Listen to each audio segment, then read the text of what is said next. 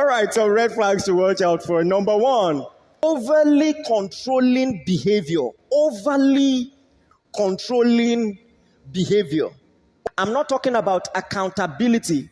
Accountability is very important for every healthy marriage, but when the control becomes too much, that is not of God. Are you listening to me?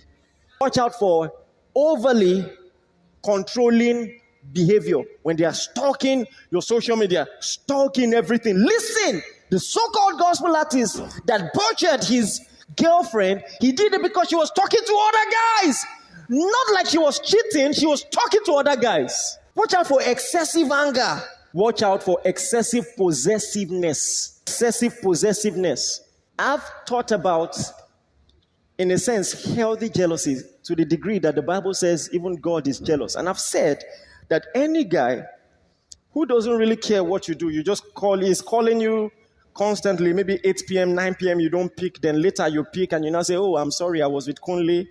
I hold on for him, and you give Kunle the phone and he say, bro, Alpha, and has no problem with it. Let me tell you what it means. He has no plan for you. Any guy who doesn't care what you do, no matter what you do with whom, and no matter with whom you do it, has no plan for you. That is the writing on the wall.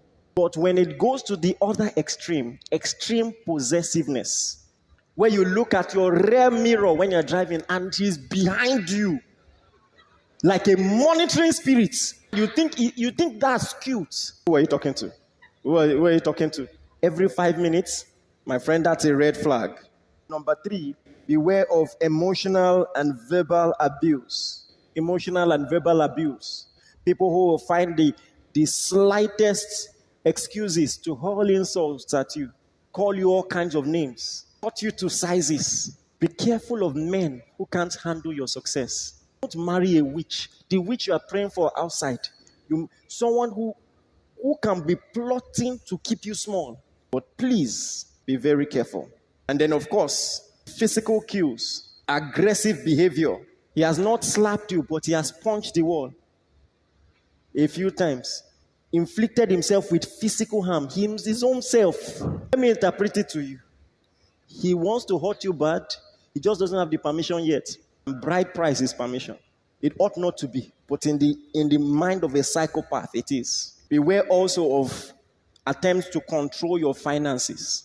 I'm not talking about accountability. I'm not talking about joint account and savings. I'm not talking about somebody saying, I think this is the direction we should go as a family.